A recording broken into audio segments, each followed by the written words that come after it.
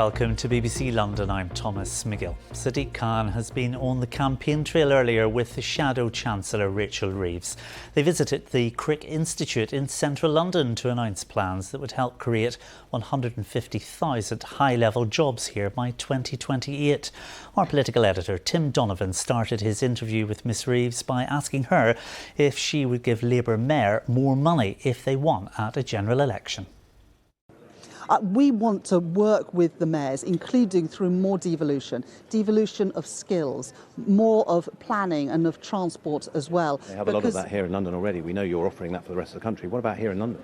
Well, we want to work with the mayors to unlock some of the opportunities. That's why Keir Starmer and Sadiq Khan announced just a couple of weeks ago the ambition to create 40,000 new council homes in the next term of a Labour government, working with no a money Labour attached. No mayor. money attached for sure. Well, so much of this is about other reforms that are necessary, including reforms of the planning system, so we can get London and get Britain building again.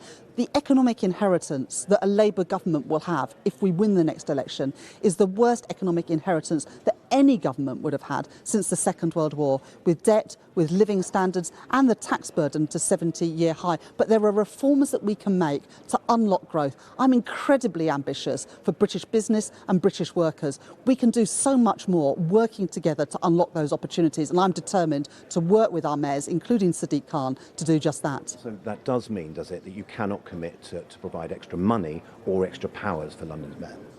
Well, we've committed to the 40,000 new council homes and the commitment today to work together to create those 150,000 good jobs paying decent wages in London. With more money? Has there been more money for that? More money for transport? More money for policing? Can you guarantee that?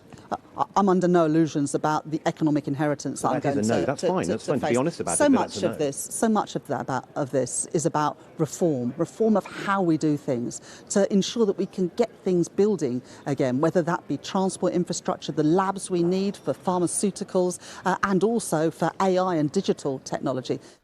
And there's lots more information about the election on our website, including a full list of all the candidates standing for mayor in May. Just follow the link on your screen now. Possible human remains have been found in a park in South London. Police were called to Rowdown Fields in Croydon on Tuesday. The remains will be sent away for a full analysis as inquiries continue. Now, Thomas Magill's story is one we've followed for a while here on BBC London. He's the inspirational little boy whose sponsored walks have raised almost £2 million for charity. Tony uses crutches after abuse by his birth parents meant his legs had to be amputated. Now he has had an operation which could eventually allow him to walk unaided. Tim Muffet reports. Tony Magill has put so much effort into raising money for others. But the challenge in front of him will hopefully improve his life. Ahead of some major surgery, what are your thoughts at the moment? Sort of a mixture of we're finally here and nervous, a roller coaster of emotions, I think, at the moment. In order to use his prosthetic legs, Tony needs crutches. Tony has a permanently dislocated hip and his left leg is shorter than his right leg. So the aim is to help the hip to be more secure and to grow the left leg as well. The idea will be that eventually he'll be able to walk without crutches and maybe one day follow his dream to be able to run. So today Tony's having his big op and we've come up to Sheffield. What did you say to him before you went under his anaesthetic? That I'm so proud of him and that I love him very much. More than 5 hours later, surgeon James Fernandez is leading a post-operation debrief. Thank you for my dream team. How did the surgery go? I'm going well. Thank you. We're trying to stabilize the hip, but not, of course, not like putting a hip replacement. We're actually creating what is called a false hip by bending the bone, but using a fixator from the outside and then lengthening below. It has been very challenging. Every morning, evening, and before I go to bed, we do tightenings. There we go. It must be a bit tough at the moment because you're not quite as mobile as you were. I have to get Mum and Dad to carry me. There will be painful days ahead, but Tony is a strong and courageous boy. who doesn't back down from a challenge. And we wish Tony and his family all the best in the future. Now, we've all heard of speed dating. Well, now 2 friends have set up a similar style event, but it's not for those looking for love, but lodgings instead. According to one website, there are now 4 people chasing every room advertised in the capital. Well, Adriana Elgueta has the story. At a bar in Canary Wharf, more than 80 women are nervously waiting to meet their match. But they're not here for a date. Hi there, are you looking for a room or do you have a room to fill? They're looking for a new flatmate. You're looking for a room, amazing. So I'm going to give you a purple wristband. Long gone are the days when young people use estate agents to find rooms in the capital. Social media and apps are the way forward for many, but as demand for a room is 4 times the amount of rooms advertised, according to Spare Room, some women are choosing a more personal approach.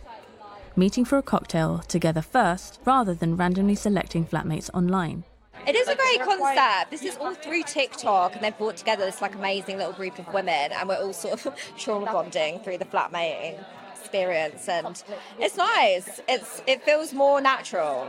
I'm taking the daunting task of deciding to move to London in this economy.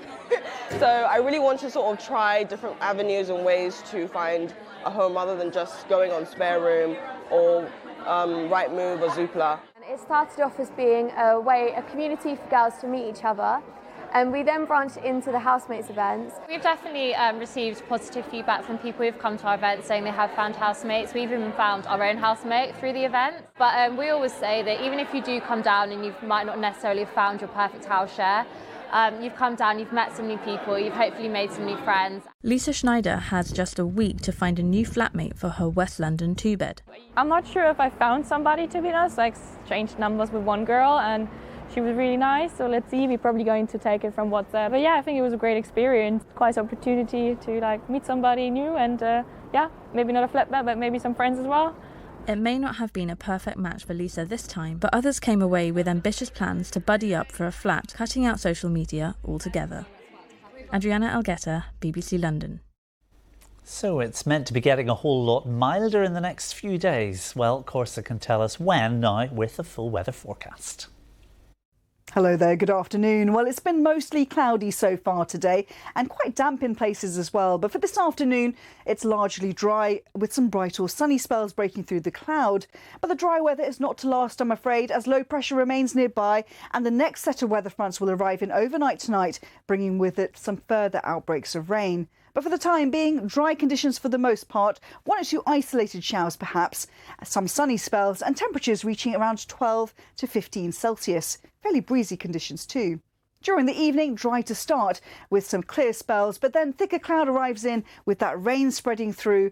It'll be patchy in nature at first, but then some heavy outbreaks of rain by the end of the night and temperatures holding up at around 8 to 10 Celsius. So it means for tomorrow morning's commute, quite a wet start with that heavy rain clearing to the northeast though. And by the afternoon, we're left with a mixture of sunny spells, some variable cloud and some scattered heavy showers around too. And temperatures tomorrow reaching around 14 to 16 Celsius. There will be some further rain for a time tomorrow night as well. And Friday, windy conditions, some blustery showers in the morning, becoming drier and brighter. And it does look like it will be largely dry for the weekend too and becoming warmer as well. That's your forecast. Well, that's it. And just to let you know, there's currently some ongoing disruption to services in and out of Euston Station after a big signal failure earlier. Tune in to BBC Radio London for the latest on all of that across this afternoon.